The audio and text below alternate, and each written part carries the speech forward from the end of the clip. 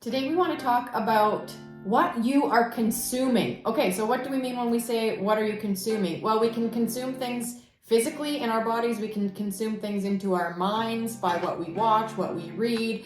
We can consume things even into our soul by what we're allowing into our bodies, really. It's day 11 of our 12 days of Christmas to be the best you can be in 2023. So let's start with what we consume in our body. Now, this is really easy because we all know about food, alcohol, any kind of drinks that we put in our body. You know, we even absorb things through our skin that goes into our body, or maybe it's medication or injections or drugs. That's right. So there's all these things that we consume into our body that really have a big effect. Like the old saying, you are what you eat. I think there's so much more truth to that than we ever thought possible. That's right. Because what we consume physically into our bodies really affects our health. And we know that. We know that things like sugar and so many other foods cause inflammation in our bodies. And inflammation is like the source and the cause of so much illness, so many diseases. And so really what we eat is crucial to our physical health, to the health of our bodies. That's right. And if we're on medication or if we're taking drugs or alcohol, it alters our mind and our moods. Okay, so that really affects our health as well. Sometimes for the good and sometimes for the bad. Exactly. So it's Christmas time. And what are you consuming? What are you overindulging in? Because we often say one unhealthy meal doesn't make you unhealthy. One healthy meal doesn't make you healthy. It's what we're doing consistently over time that really builds up to you are what you consume, I'm going to say. You are what you eat. So what are you consuming on the regular? Is it sugar all day long? Or do you have a good balance of healthy foods that you're putting into your body? Because we're here to tell you that after working with thousands of women in regards to like good nutrition and losing weight, when you start putting the good stuff in, you are going to feel a whole heck of a lot better. We always say you're going to reap what you sow. It doesn't matter if it's in your mind, your body, or your soul. You will reap what you sow. When you put the good stuff into your body, you just feel so much better. In fact, women have told us that they feel lighter. Their digestive system works so much better. They sleep better. Their skin even looks healthier. They just feel better in their whole entire countenance.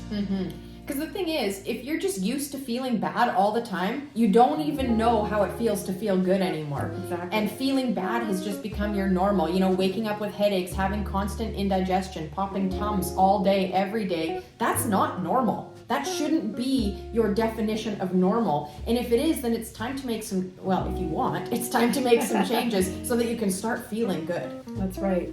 So that is consumption in our body. Now, what do we consume in our minds? A lot. Yeah, there's so much that we consume in our minds. We can be listening to the radio, we can be listening to music, we can be listening to talk shows, we can be listening to uplifting, inspirational stories, we can be listening to the news, where it's just bombarding us with all this craziness going on in the world, and it brings us down. We can be watching Netflix, we can be watching Disney Channel. There's just so much that can bombard us with social media. What are we consuming? But it's more than just social media too. It's what you're reading. It's the people that you're surrounding yourself with. The things that we're consuming mentally is like everything that happens through your day, right? If you think about like what your eyes take in, That's right. That's what you're consuming in your mind. So what do we do about... Well, and listening maybe. Yeah, that's right. You can't see the radio. That's right. So what do we do about that? Well, it's the same with our body. We have to control and manage what we put into our body. We have to do the same with our minds. We have to control and manage what we put into our minds. We're going to give you some tips on how to control and manage all this, but let's talk about the soul. How do we overconsume things for our soul? That seems kind of a little bit awkward, but I'm going to say it's like when we overconsume activities or behave, we continually do the same thing. Like our behaviors are engaging in things that we know aren't healthy for our soul. Like maybe we're engaging in a relationship that we know isn't healthy for our soul because we know in the end it's going to bring us down. Maybe we're workaholics. We know that in the end, being a workaholic is not going to satisfy our soul. Consumption on activities that are good for our soul is going to lift us up. But consumption in things that are detrimental to our soul is going to make us feel depleted. We're going to have this feeling of exhaustion and we don't know how to cope.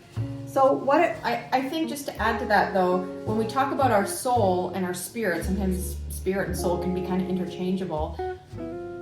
We have to learn how to set boundaries, right? Because I think it's where we don't set boundaries that we overdo it on things. You know, if you think about like being involved in church and you're getting asked to volunteer for this and that and the other thing, and if you never learn how to say no, then it's soul crushing. That's right. And they're all good things. Yes. So you know that you want to do it because it's a good thing and it's going to, you know, maybe fulfill your need for helping or giving, or just you're going to feel satisfied for doing good. But you can say yes to too many good things.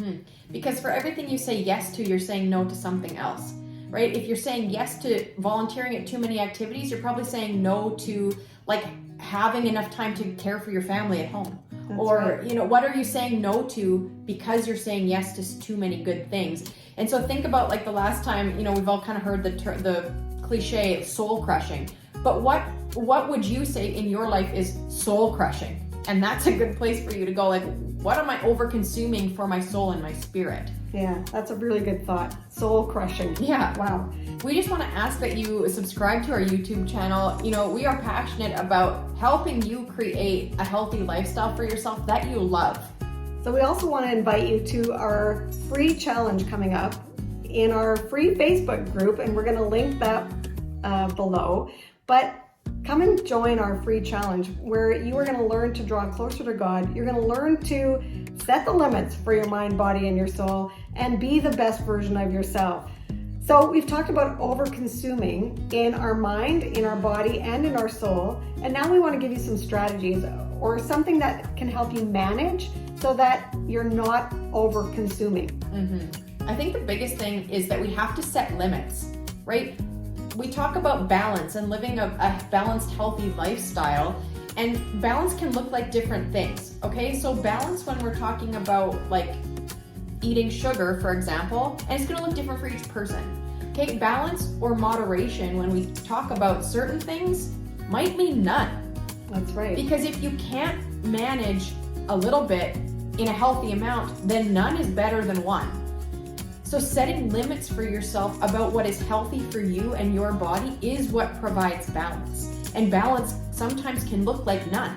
Yeah, so that means sometimes you have to say no to yourself, for yourself, for the good of yourself, and for the good of your mind, body, and soul.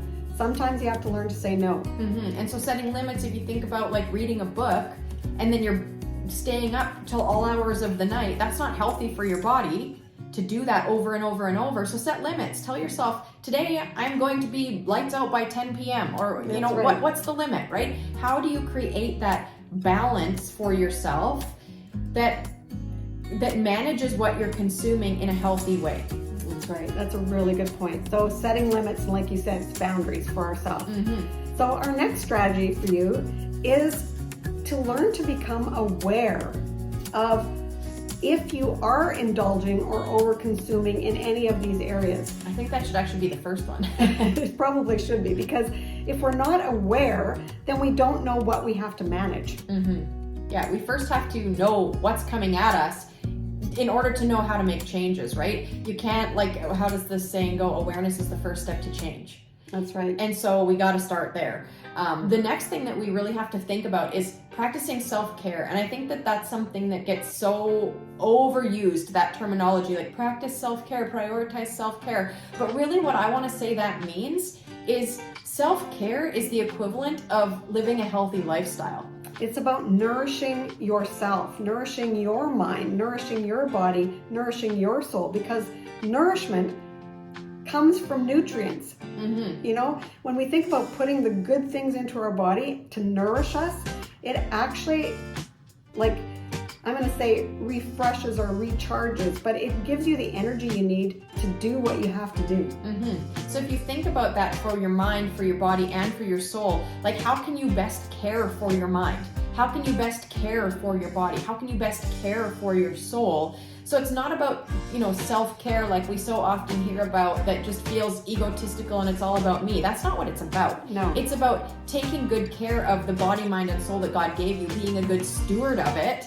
And so really, if you think about it that way, that's so important, and we need to prioritize that because we're told to be good stewards of the bodies that God gave us, and the minds and the souls. Absolutely. And our next strategy is to actually seek support. Support is so important to moving on with our life. Like, we need support. We need a community. We need connection. We all, I'm going to say every one of us craves connection. We crave the support from community where they're motivating us to keep going, where we're inspired by people who are doing like-minded things. If we don't have the support, we get tired very, very quickly. And then lastly, we need to make a plan. So think about binge watching TV shows, okay? If you struggle every night of your life with staying up too late, watching too many episodes of whatever show it is you're watching, how do you break the cycle? Well, the best way to break the cycle is to make a plan. Give yourself action steps to take. Maybe it's going to be that today you're going to watch one episode starting at this time and turn it off directly after that episode. Make yourself a plan with action steps that are achievable so that you actually follow through on what it is that you're trying to do. An easy way to do that is to just set a reminder on your phone. We all have our phones. They're with us 24/7, and maybe we need to do some, moderation in using our phones. But here's a good way to use your phone, is to actually set an alarm. If you know you're over-consuming in any area in your life, in your mind, body, or soul, maybe do what she just said. Set an alarm. You're going to watch one show. Maybe it's two. Maybe you're used to watching 6 and you're going to watch 2. Whatever it is for you, set an alarm. And when the alarm goes off, that's it. That's giving yourself that time limit, putting a limit or a boundary on yourself. And then make sure you follow through with your plan. You got to execute your plan and then feel good about having executed your I plan. think the other thing that we need to address is that when we talk about, setting limits and boundaries and our health, it's so easy to think that these are things we don't want to do, right? We want to keep binge watching Netflix. We want to eat all the sugar. We want to do all these things. And so we have to learn how to flip those negative thoughts on their head and view it from a positive perspective where we're going, I get to choose these things because I want to take good care of my mind, body, and soul. It's not I have to do this. It's I get to do these things for the sake of being a good steward of the body, mind, and soul that God gave me. And often the perspective that we choose to view that through can make or break whether we actually follow through on making the good, healthy changes. Because I think we all say we want our health. We all say we want healthy minds, bodies, and souls. But we have to learn how to view it from the perspective of I get to do this for myself. And it'll change your whole entire life when you actually flip it like you just said. So thank you for being here watching, and stay tuned for another video coming up tomorrow.